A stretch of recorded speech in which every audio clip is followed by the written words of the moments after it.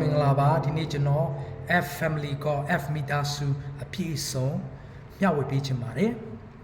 Do re mi fa sol la ti do ဟုတ်ပြီကောနဲ့အတူတူကွာတီးရအောင်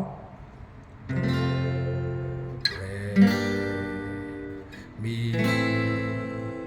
fa sol la ti do နောက်ကနေကျွန်တော်ပြန်တီးရအောင် do ti la so